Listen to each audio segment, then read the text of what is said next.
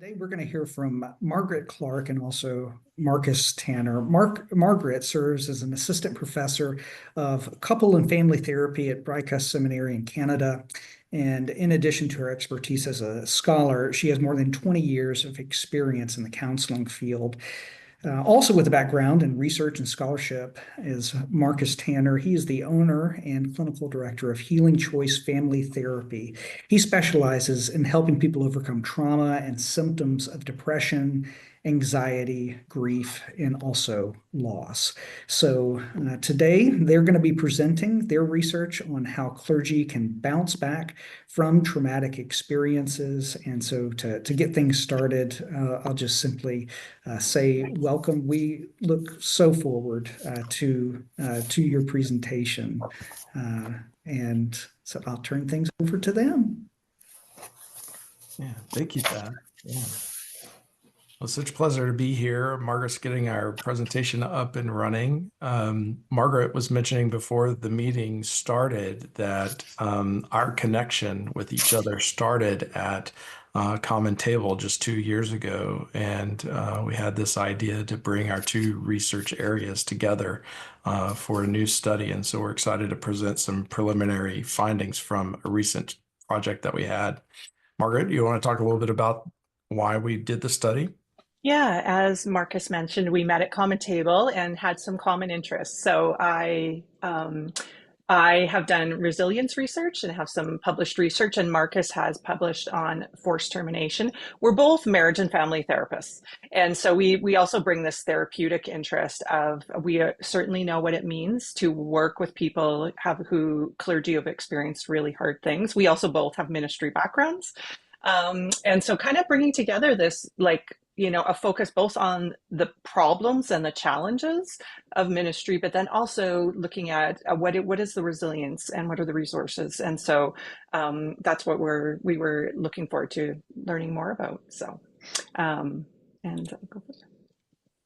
Yeah, so some of the key demographics for this project, we have a sample size of 179, and what we were looking at were clergy and their spouses in both Canada and the United States. Overwhelmingly, the respondents are from Canada, 63% and 33% from the United States. Most of the respondents were male, 66%, and 89% reported being married at the time of the filling out our survey. Really broad range of people who responded to the survey. Between 30 and 60 is the primary age range.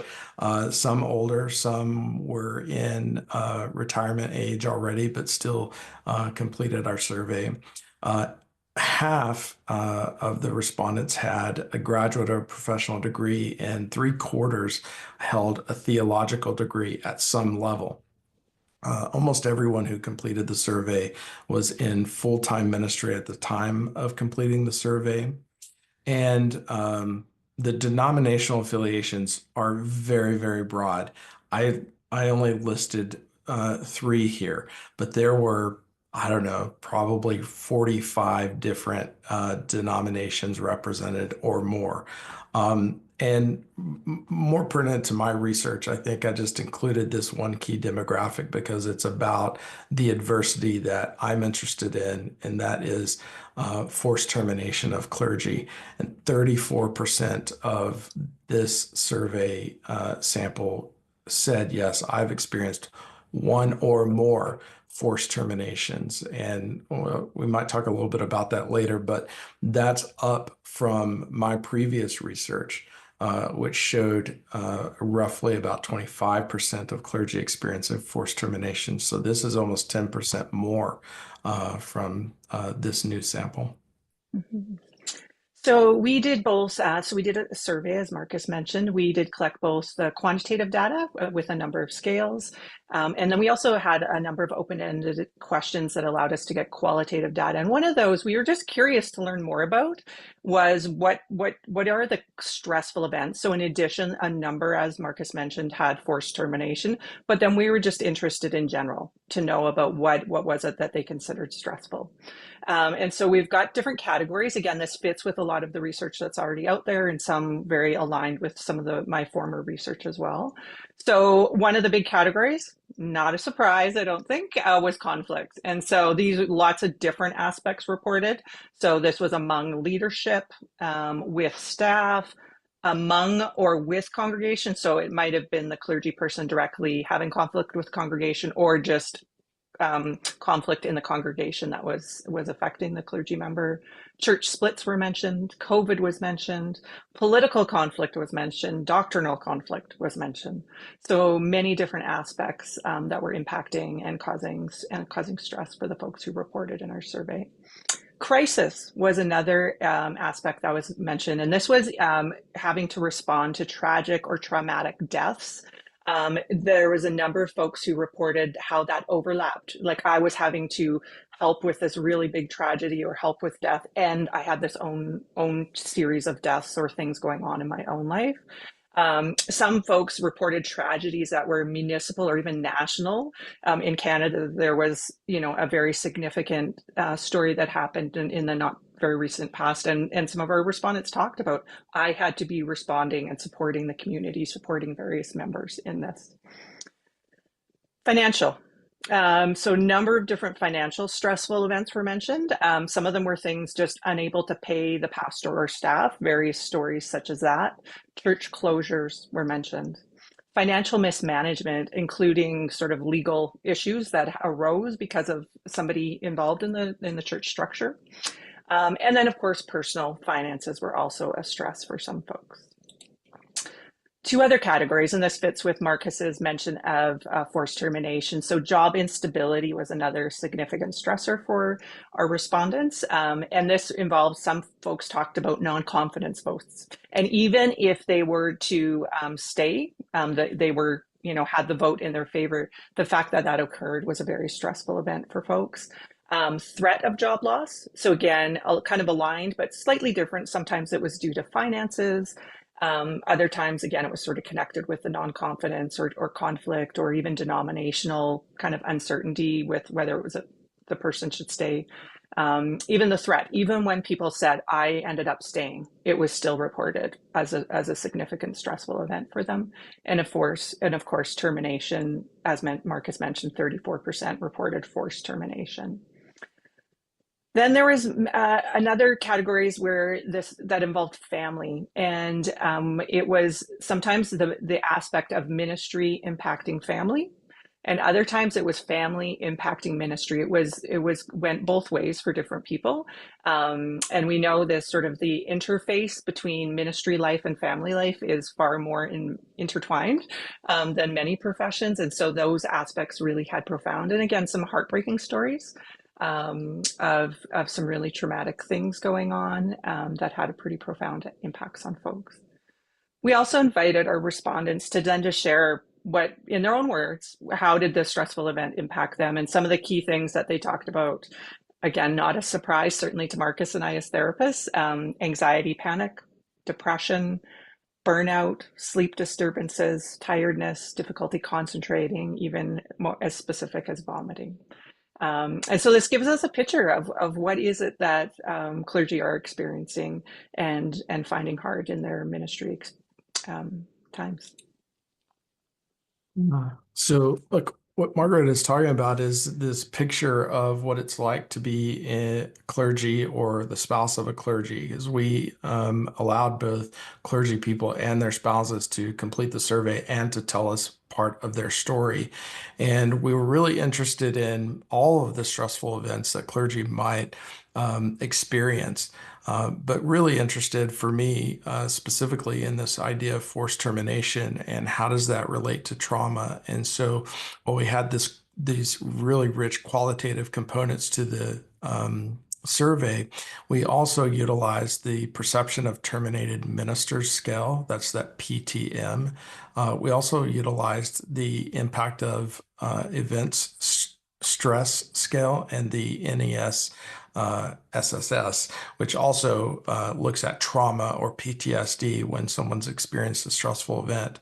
So we asked respondents to tell us whether or not they had experienced a forced termination and defined a forced termination for them.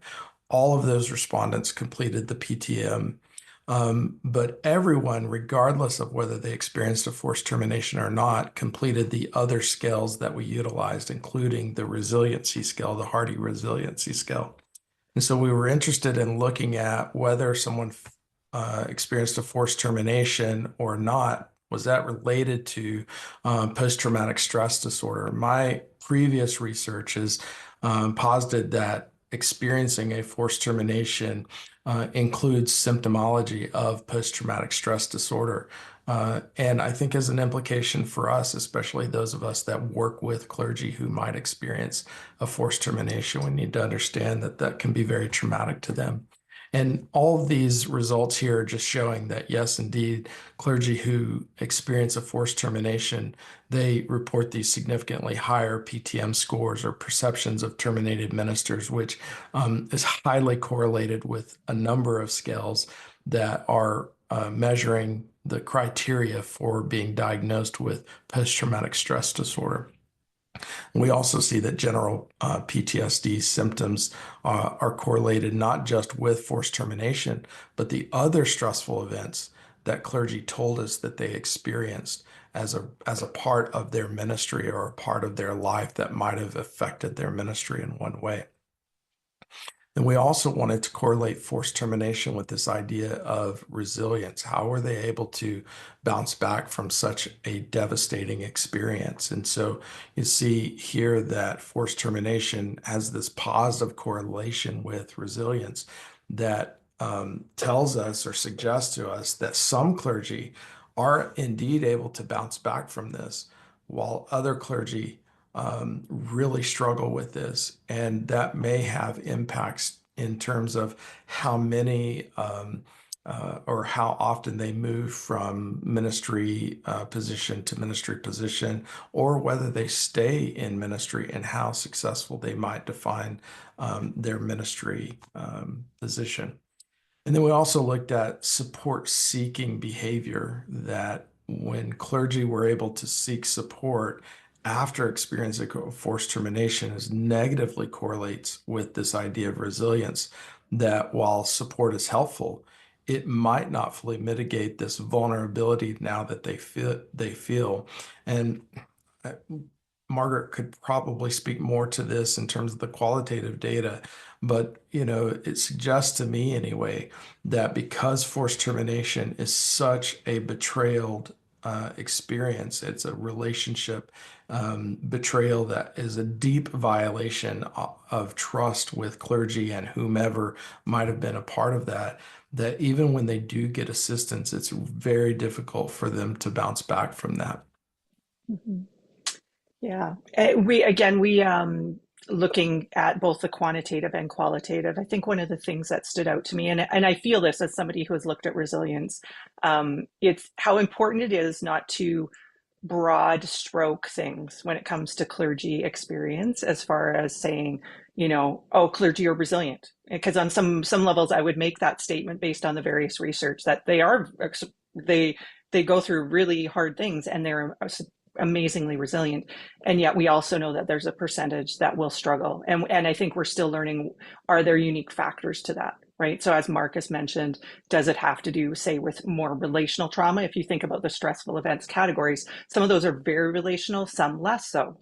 And so when we think about that more broadly, I think there's more for us to tease out and to get more nuance on. So again, yes, clergy or resilience. I know there's a bit of a temptation. Sometimes people it feels like everybody focuses on the bad stuff, like, oh, clergy have it so bad, or, oh, clergy are so resilient. And it's both at times, right? And the nuances of that. And so I think some of this just revealed that more, that there's just such diversity of experience and so much more for us to understand about what is helpful for folks. So I hope that you had some meaningful conversations. I wish I could be in there just to hear the richness of what you guys are sharing based on your experience alongside folks. So one of the things that I think is really, again, so profound to me when we do this research. So again, digging in, I always find it kind of an emotional journey to read about the stressful events. People are pretty honest, and sometimes share a lot of detail, and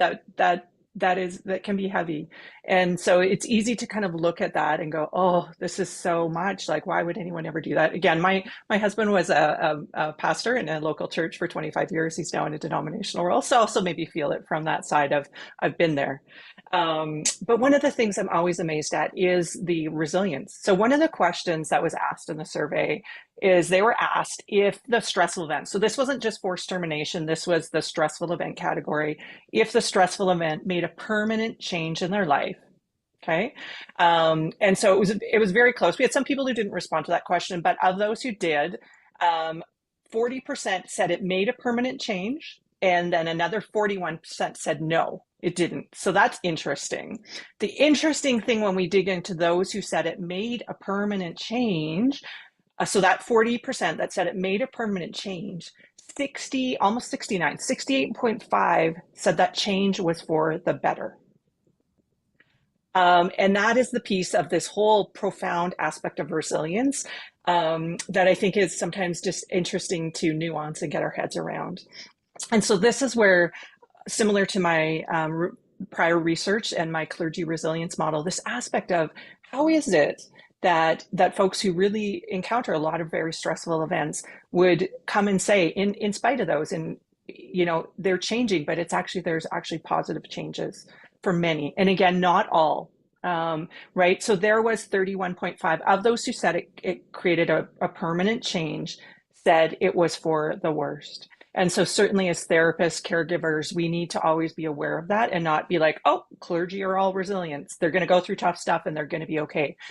Well, there is a lot, again, in this case, almost 70% were more to the positive. For feeling change. There was this other percentage. And I think, as Marcus said, I think us teasing out who are those that are going to need the extra support. And so something more for those who are curious to learn more. We have lots to learn still on this subject. But we did. So again, one of the things that we had the chance for folks to tell us is, again, what helps them feel better. That was really the question that we asked. And so similar, again, to other research or my research, there are so many aspects that clergy connect with to help them and to feel better and to bounce back. So the relational category, again, is really key. Spouse, we know from other research, is a key category for supporting the clergy person, and vice versa. Family, friends, colleagues, leadership. And again, this can look like denominational leadership, or this might look like leadership within the church, and the congregation. Well, not the top thing that was mentioned as far as the support. There are times and places where congregations are part of the support that helped folks feel better. In this question, we did get a lot of reflection on the emotional process. And so a lot of people talked, and again, one of the things to understand is when we asked this question, it was open-ended. So most people gave us a bunch of things. I think we had one person who said one thing and one or two who said maybe one or like two or three, but most it was like, it's this, it's this, it's this, it's this. And so I think it's also important that it is sort of the collection of resources available that can help people.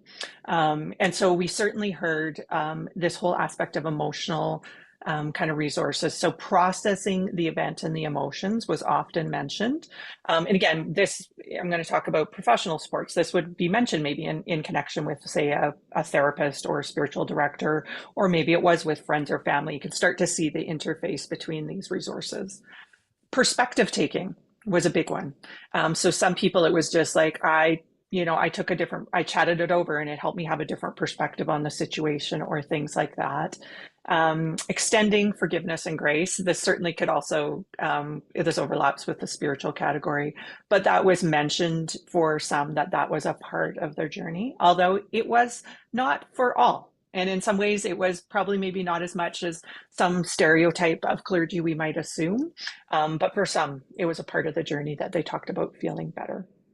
Others, of course, health behaviors. And this was everything from resting, engaging in exercise, engaging in recreation, just appropriate boundaries around work and life, and working more reasonable hours was another resource category that was mentioned.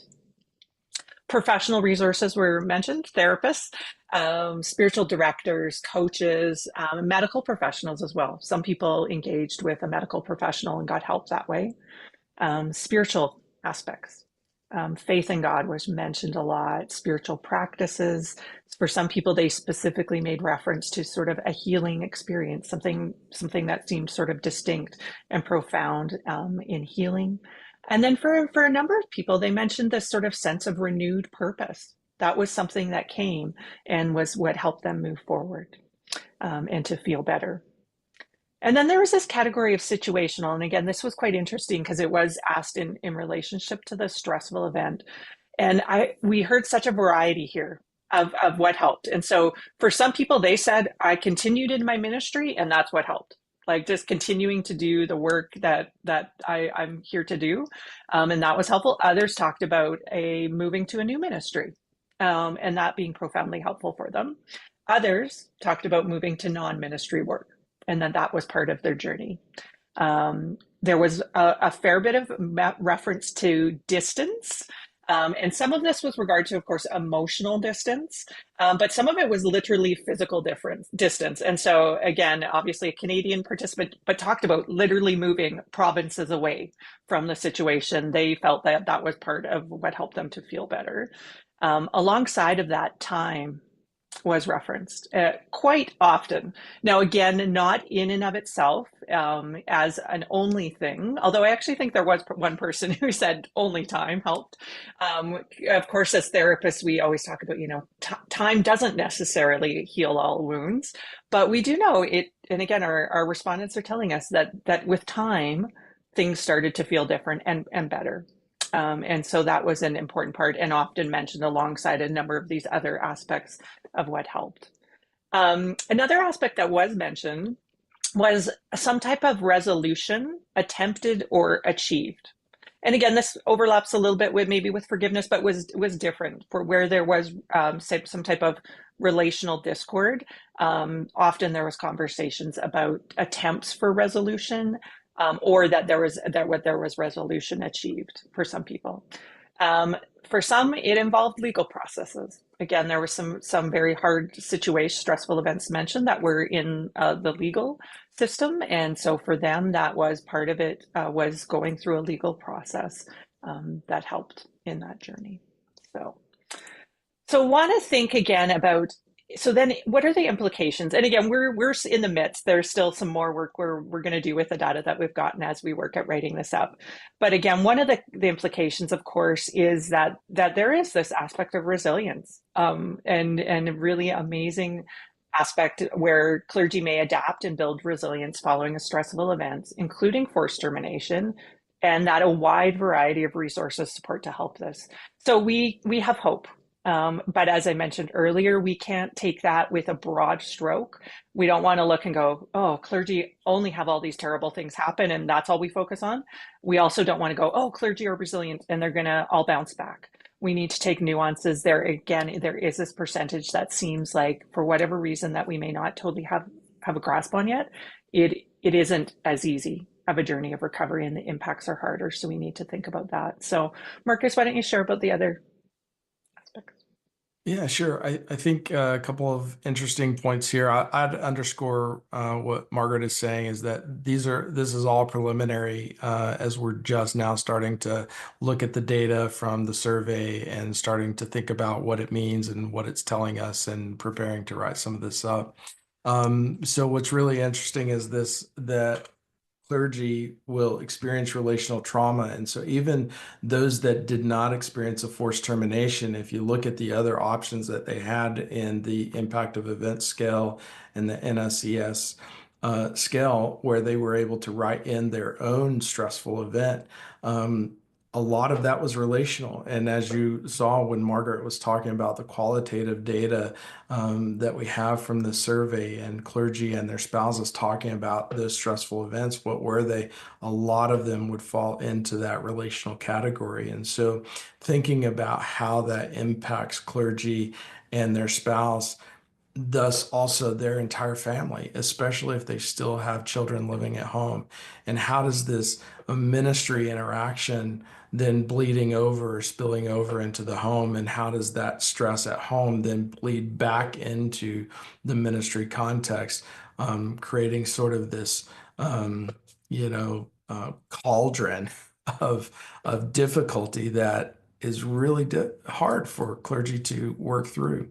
I think also the data, especially the qualitative data, is talking to us about ways in which we can really support clergy, or at least giving us ideas from the things that they're experiencing in terms of how we can better support clergy that are struggling.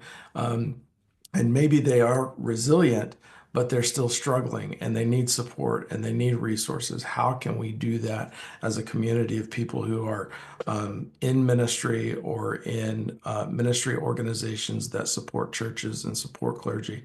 How can we come together as a community to help understand more about this and support clergy and their family? I think finally, the last thing I'll say just very briefly is that I think this particular study that Margaret and I are doing highlights a lot of areas where there's more that we need to know. And this study is not going to tell us all of that. So it highlights a lot of area for other people to come along and ask questions about that and see how we could better support clergy that are experiencing stressful situations. Wonderful. Well, welcome back, everyone. So glad that you're here. We're going to engage in some conversation, time for some Q&A. So I want to go ahead and encourage you that if you do have something that has come to mind that you want to chat about, comment that you want to make, feel free to either pop that in the chat or use the raise hand function, and we'll have some robust time of conversation. I'm going to kick us off, though. And I thought maybe that it might be helpful just to kind of further help in our orientation, both to the two of you all and your work, is to just share briefly about kind of your personal motivation. So, Margaret, I was really touched as you talked about how this is kind of, it can be an emotional experience as you're going through and taking, inventory of the qualitative data of these experiences. At one point in the presentation, you even said, "I feel this." And so either for you, Margaret, or for Marcus, I'm curious, what is it that has attracted you to this particular line of inquiry?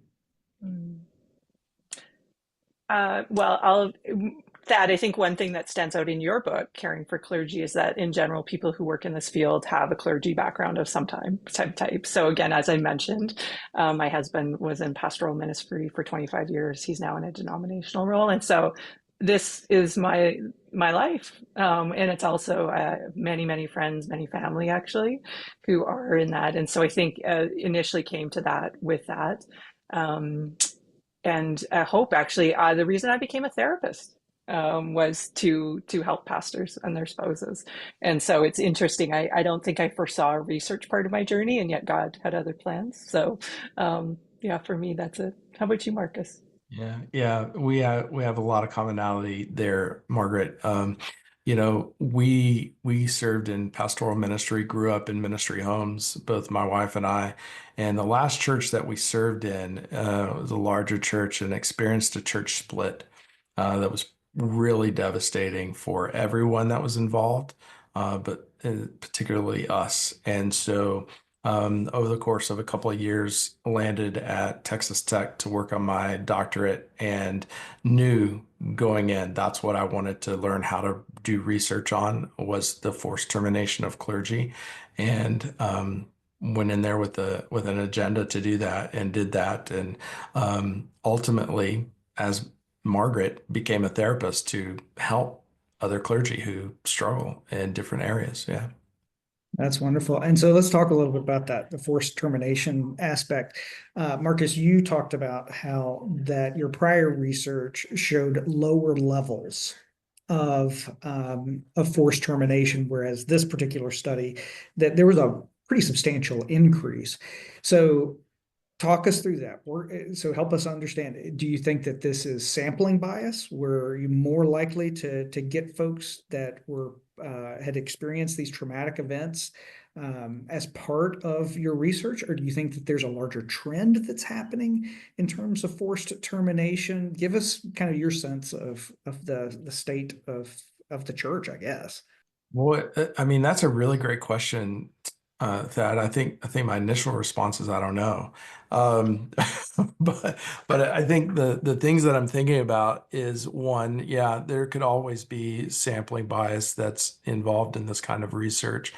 But what's really interesting between the time that I was writing up my earlier research and this project is COVID, and which was a major impact to churches all around the world. And I'm wondering, just, as we're thinking out loud here, how much of an impact did this major event create conflict in churches and perhaps lead to this kind of idea of forced termination that, well, the pastor can't lead us through this event or this issue, which is highly politicized all over the world, right? Yeah, Just, and that's go ahead. yeah, just thinking out loud. Mm-hmm. Well, and I think it's also, I think the more we have research, right? Again, in general, even though we have a nice amount of research on clergy, it's not a large amount, especially when you look at the broader fields. And in my perspective, we can only sort of know as much as any given study tells us. And so the more research we have, right, then we start to get like we have a number of studies that are giving us this or that number. It starts to give us a better picture, a clearer picture of what's going on as well. Yeah, well, and so Wendy Kitlitz, who's on the call, asked about when we can expect to see some of this available in a written report or summary. I have a feeling that she's asking in particular because of the high concentration of Canadian Yeah. folks that were part of your study, but give us an idea about that. Oh, well, so Marcus and I, this is not our full-time job. I don't know how many, I mean, there are some researchers who it is a full-time job, but many, I think in this field specifically, it is a bit of a passion project and it's sort of side of desk. We're gonna get it done and submitted this year. But I think we're hoping sort of within the next 6 months. I don't know. Marcus and I actually sort of just said like, okay, this was a good goal to get us moving, get our butts in gear. And we're going to regroup in the new year to say, okay, we got to get a research article written up to submit. And then, of course, maybe do an executive summary that would be available more informally. Is that fair, Marcus? Yeah, I don't want to speak for you. we talked a little bit about it. I think that's on par with our discussion. Yeah. Yeah, absolutely. Well, so let's go a little further. And if anyone does have a specific question, please feel free to pop it in the chat or to raise your hand, just like Karen has just done. So Karen, take it away. What's your question or comment? So I work for the denomination and I oversee the pastoral relationships of multiple congregations, and I'm really interested in kind of the difference between the type of trauma that's experienced that denomination can help support and the type of trauma denomination causes. And I'm just curious, in your research, like, was there some differences between those who were experiencing trauma who were denominationally based ministry staff and those who were in independent or more looser affiliations? Because when I think about my work, I mean, I think about the amount of money that we're spending on support systems and trying to mitigate trauma. And yet we still hear lots about ministry staff experiencing traumatic events or experiencing trauma in their congregations. Yeah, I would say real quick, Margaret, we don't have the data teased out to tell us that, but largely the sample all worked in denominational churches as opposed to denominational organizations of any kind. So I think the vast majority of them would be working in a church environment. Mm-hmm. Yeah, I don't think like Marcus said, I don't think we have a good maybe answer for that. I will say again, both like the qualitative comments, just to, tease out some of that, both from this study and my other study I did. Certainly, there are times where denominations are mentioned as a resource. And then there are times where they're part of the pain or part of the stress. And so I think just to continue, that I think the intentions are so good of denominational leaders, but to continue to lean in, right? And to be aware of the nuances. And that's where some of the aspects of being trauma informed is really helpful. And I think being aware of that might be helpful, but yeah, no clear answer. Wonderful. Jeremy and Anastasia. Just wanted to ask, like, I was surprised to see that part of your research, but actually the term expectation, like high expectation, was not mentioned. But my question is the high expectation, like when people, because very often congregation and even family members put the clergy and ministers on a pedestal where they are very often very alone. So my question is it implied in the different things that they said, or they actually really didn't talk about it? I'll maybe jump in on this. So we specifically in this study, we specifically asked about stressful events. So it was very much more of like a situational kind of thing. My other research I did around clergy resilience and the kind of what's reflected in my clergy resilience model, expectations is a whole category of stressors. So without a doubt it is. I think this was just the nuance of event versus kind of ongoing. And so you're totally right. It is a significant form of adversity. It just isn't sort of event based. So hopefully that maybe helps. Marcus, do you have anything to? I don't have anything to add to that. Yeah. That's great. And I'll just note we are at the hour if anybody does need to hop off, but we do have a little bit of time. And so if folks want to stick around, we can have some more conversation. Andrew Oswald said, were you all primarily encouraged or discouraged by the data? I think I don't know. It's, again, it depends if I'm analyzing the stressful events categories and hearing the stories. And again, it is, it hits home. I either, have experienced it in our own life or know somebody. And so that is hard. And again, I could get a little teary right now, just even thinking about some of the stories that were shared. So that is hard because they're very, very hard experiences that clergy go through. And then this whole piece around, again, that so many people would say it changed, like a permanent change, and it was for the better. And so I just think there's like this profound part of human resilience, and I think specifically of clergy resilience that I find so meaningful and is kind of my passion. So but encouraged in the way of like, let's keep learning and nuancing. Because again, there's that percentage that aren't doing okay. And what's different? It's in my mind, I get pretty passionate. It's not just personality. It's not just something wrong with that person. It's about the mix of resources and supports they have access to. So. Yeah, I posted my answer to that question in the chat. Just it is hard to hear those stories of what clergy experience, but what's encouraging to me is that the more research we do, the more we understand about it, and the more we understand, the more we can assist clergy who are struggling in these areas. And we'll go to Abram. Yeah, thanks so much. And thanks for sharing your work with us today. I appreciated the focus not just on secondary or vicarious trauma that comes in pastoral ministry, but the trauma that clergy themselves may endure from ministry itself. And so I'm curious if you can suggest other resources or additional studies you've seen that look at trauma that clergy may experience specifically at the hands of the ones that they minister with. Marcus, you want to take that first? Yeah. Would you say that once more, Abram? I'm sorry. Yeah, it seems like I've come across a lot of research that talks in terms of clergy trauma. It often goes to vicarious trauma, the trauma that comes from walking alongside folks going through traumatic experiences. But I've heard you talk about stressors that clergy experience in ministry that can become their own trauma, sort of, I guess, primary trauma. I'm just wondering what other resources or studies that you're aware of that talk about the trauma that clergy endure as pastors, maybe even inflicted on them from congregations. Personally, I'm not aware of much research out there on those traumas that clergy themselves experience. I know it's out there, but I'm not aware Would of. any of your work, Marcus, on forced termination qualify? Well, probably, but I didn't want to be self-serving.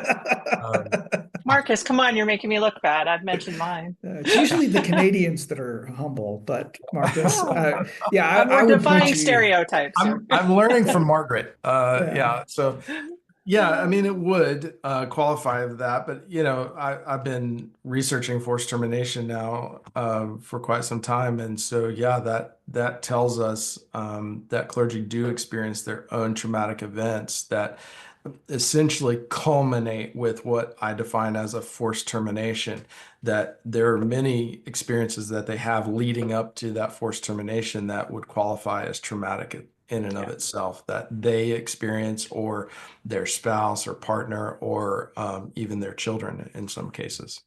Yeah. There Good. is a recent, I want to say connected with Steve Sandage, but I'm not sure, on the PTSD and clergy.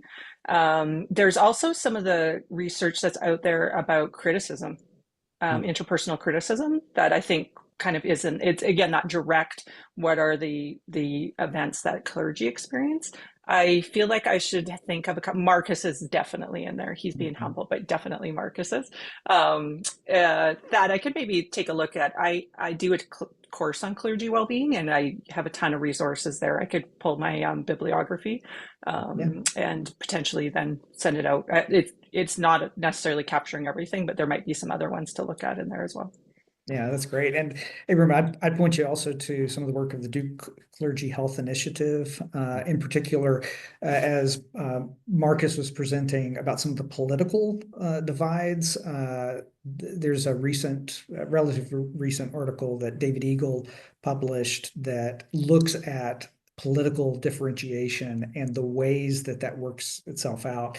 In fact, he makes an argument that some of the political divides are actually some of the strongest kind of predictors of some of those. People just feel real strongly sometimes. All right. So Chris Adams was asking about how much clergy attrition is due to relational trauma, which I think is a great question. And then I'm going to add one to that came up just in terms of my own thought process while you all were presenting. And you talked about those that experience multiple terminations. And I'm curious, so one, to Chris's point here, how much clergy attrition is due to relational trauma? And then secondly, in terms of those that had experienced multiple terminations, are you seeing anything in the data that kind of points to either the impact that has, or something we can learn from them? I think it's a relatively low percentage of clergy that experience multiple forced terminations, or a low percentage of clergy that are willing to report having multiple forced terminations. So that's an interesting data point that I don't know. Well, we certainly couldn't in this study tease that out in any sort of way. And we also did not ask the question of whether or not someone was remained in a ministry position after experiencing a forced termination. So we would not be able to tease out that question that Chris is asking, but it is a great question. I mentioned in the breakout room that I was in that some of my research started with a statistic that's quoted in H.B. London's book, Pastors at Greater Risk, that 1,500 to 1,800 ministers leave the ministry each month. And so if you think about that and correlate that in some way with this idea of forced termination, it's pretty high. Great. So just a couple of more questions or comments here, and I will point everybody to the chat where Laura has put in the link to clergy religion research. The Duke Clergy Health Initiative, as well as good folks in David Eagle's lab as well. So I'll point you there. So one of the things that struck me was not just the mental health and the anxiety that clergy are experiencing in your study, but also some of the physical aspects. So you talked about like vomiting. Yeah. I mean, that's the one that kind of just stuck out to me. And so I'm curious if you can unpack that a little bit more, that this is not just mental, like there are actually physical implications that we're dealing with here. So talk a little bit. Well, and that's where Duke, right? The profound research they've done on just physical well-being, I think is so profound to look at. And again, just my interpretation, right, as an academic and as a therapist, a ton of what we see come up for clergy is stress-related health disorders. And I often make the statement when I speak on this topic and say, like, ministry is a high-stress profession. And I think so often, again, because of so many of the other wonderful aspects of calling, there's so much that isn't acknowledged on that. And so, again, spiritual life, spiritual health, intellectual health is a very high priority for clergy. And yet other things like sometimes relational health, emotional health, physical health become a lesser priority. And again, holistically, I would just say it's so important. But again, it's so complex. And again, Regine Prochel Bell does such a great job in the book, Fractured and Faithful, talking about the risk of sacred calling. And again, that to me is one of the most profound things that distinguishes clergy and understanding what well-being means for that. So that's great.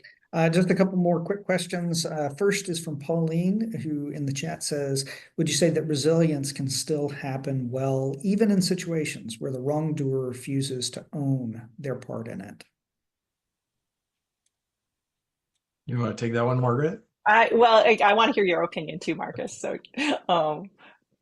yeah, sure. So could I share my thought from a slightly different perspective and just talk about relational betrayal and not necessarily forced termination? Is that I was just writing a little bit on this morning and thinking about how the deep trust issues that arise from a relationship betrayal often require, at least this is what I see in my clinic office, that it requires the betrayer to be involved in some way, the healing process of that. And I equated that to just, might sound a little weird, just a back surgery that I had, and so when you're having that kind of openness to your body, that kind of wound, and the way in which that has to heal. And because I can't see it and I can't reach it, I have to have some help in order to heal that wound properly and to care for that wound properly. And so when I see these relationship betrayals like infidelity, for example, and I'm just seeing one person because the couple's already decided to divorce or separate, they have incredibly more difficult time dealing with that than a couple who comes in and says, hey, we're trying to get through and heal from infidelity. well, and I think, again, just based on responses, it would seem many situations there was no resolution as far as like reconciliation. I would also say in personal experience and also in friends and family and others I know, there often isn't reconciliation or resolution, and yet people go forward. I do think, though, Marcus's point, that is ideal, but also then where are the other social and emotional, spiritual supports? And again, teasing out is that percentage that it is for they are more damaged. That's where I don't think we have a good, like, not all stressful events are the same. And the damage, the accumulation too, I think is something that we don't understand. So I developed this model that's about balancing, but we don't understand, like, are people just endlessly able to take really hard events? And does everyone always bounce back? I'm not sure. I would be willing to say that for sure. in my experience, when it alters the meaning making system, like we talk about global meaning, and for clergy, that's really their theological understanding, their calling. When that gets altered and questioned based on what's happening, that is where, again, it is a crisis of faith, so to speak. But it's like the way I thought things were going to be, it is just shifted. And those are really profound times of disorientation in my clinical work. I see that where they're just like, I don't know if God is powerful, because how could this happen? And that's a really, really profound. And other times it doesn't. And sometimes it's it doesn't get shaken in the big things. And then after a number of things happening again and again, it's sort of the straw that broke the camel's back. And suddenly people just start like, I don't get it. The world doesn't make sense anymore. Yeah, I mean, the problem of evil as a theoretical concept out there is one thing, but when it is directly associated with the church, like that just adds a whole additional layer. And I'm just so struck by the fact that how unresolved so many of the issues are, which I take as a call to action for the Common Table and those that are associated with it, to say either in terms of helping us understand what's going on or to practically intervene. We have some work to do in order to ensure that the church is a healthy body that can provide. If we can't work it out in here, how can we expect anyone out there to listen or to hear what we have to say? So, all right, for the practitioners that are on the call, and we'll end with this question, but you said it's not just one thing. It's not just one thing that's helpful in terms of resilience. It's very kind of individualized and personalized.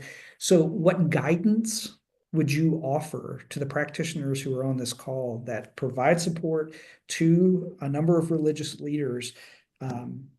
What do they need to know? What do they need to be thinking about? What questions do they need to ask? What resources can they draw on in their work?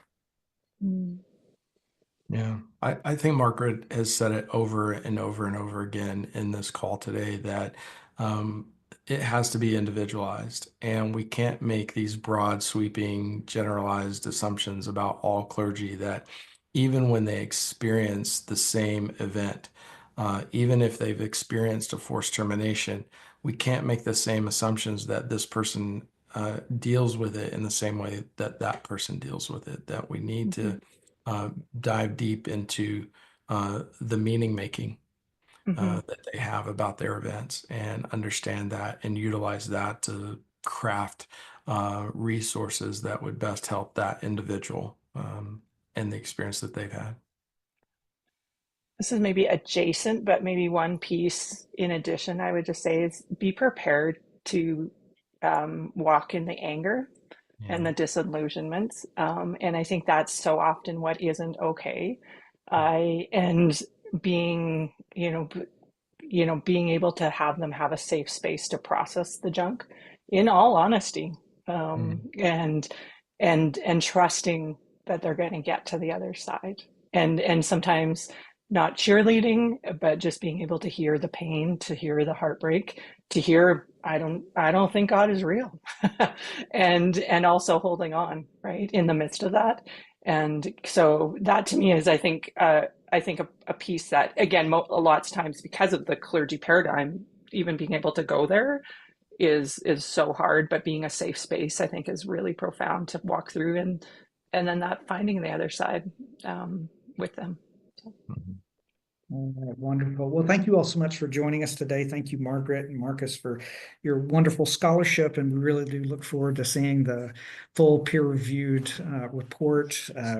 Wendy's already signed up for for that, but many of us are as well. And I do hope that each and every one of you have a very Merry Christmas as well as a Happy New Year. I wanted to let you know I'm so looking forward to seeing many of you that are on this call in just a few weeks in Los Angeles for the Common Table Global Gathering, and wanted to give you just a sneak peek because I know that there are a number who aren't going to be able to join us in Los Angeles. A couple things.